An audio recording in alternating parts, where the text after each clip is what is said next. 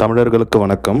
TCP Pandian அவர்கள் பாரிசாலனுக்கு 3 வருடம் முன்னாடி போட்ட காணொலியில் பாரிசாலன் ஒரு நேர்காணலில் தன் ஊரை பற்றி சொல்லும்போது பன்றிமலை அடிவாரத்தில் இருக்கும் தர்மத்து பற்றி, இதில் அந்த பன்றிமலை என்று இருக்குதுல்ல, அதை பாரிசாலன் பரசுராமன் என்ற குறியீடாக தான் எடுக்கணும், வேற எப்படி எடுக்க வேணான்னாரு. அந்த காணொலி பார்த்துருவோம்.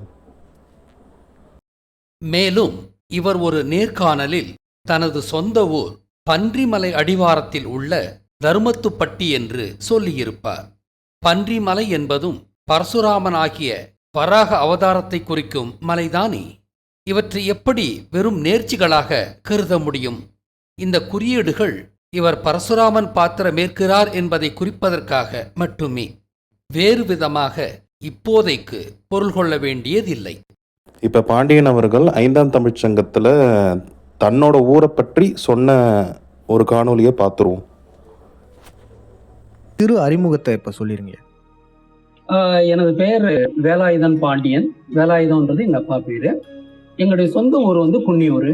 இது உளுந்தூர்பேட்டைக்கும் கள்ளக்குறிச்சிக்கு இடையில இருக்கிற தியாகதுருகம்ன்ற ஒரு சிறிய நகரத்திலிருந்து ஒரு 6 கிலோமீட்டர் தூரத்தில் எங்கள் ஊர் இருக்கு. இதுதான் என்னுடைய பிறந்த ஊரை பற்றி என்னை பற்றியான ஒரு சிறு அறிமுகம்.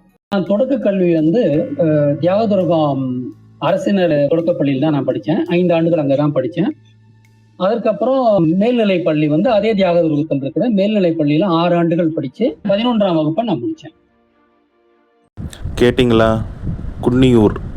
அந்த குன்னியூரை அவர் சொல்லும் போது தியாகதுர்கம் அப்படின்ற பெயரை அவர் பயன்படுத்துகிறாரு.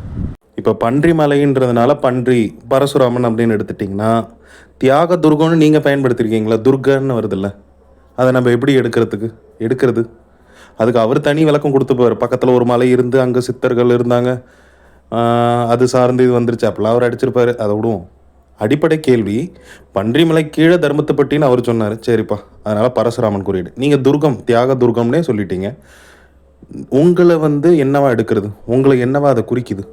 நான் இன்னொன்று சொல்லிக்கிறேன். பன்றிமலை அடிவாரத்தில் தர்மத்துப்பட்டின்னு பாரி சொன்னதாக இவர் சொன்னார்ல, பன்றிமலைக்கு முன்னாடியே ஒரு மலை அங்கே இருக்குது. அதை நான் காட்டிடுறேனே,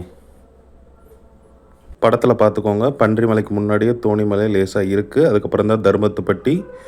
அந்த தோணிமலையில் முருகன் கோயிலும் ஒன்று இருக்குது. ஆக 5ஆம் தமிழ் சங்கத்திலேருந்து அதை ஆராய்ச்சி செய்யும் போது பாரி இப்படி சொல்லிட்டாரு, இருந்தாலும் நம்ம உண்மையை கண்டு அறிவோம் அப்படின்னு அந்த மேப்பில் போயிருந்தீங்கன்னா தோணிமலை இருந்திருக்கும். நீங்கள் அந்த மேப்பில் இருந்தால் எடுத்திருக்கீங்க, தோணிமலையை பார்க்கலையா? சரி, நமது கேள்வி எளிமையானது. பாரிசாலன் பன்றிமலை அடிவாரத்தில் தர்மத்துப்பட்டின்ட்டார். ஆனால் அதுக்கு முன்னாடியே தோணிமலை இருக்குன்றது நான் காட்டிட்டேன்.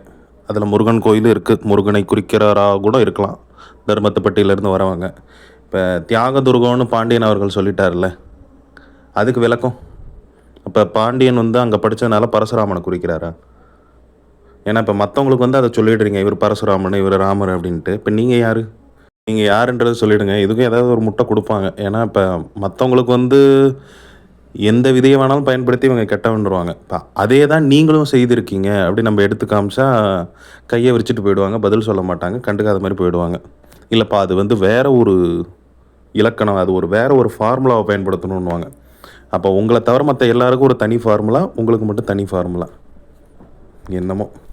காணொலி முடிந்தது. தமிழர்களுக்கு நன்றி.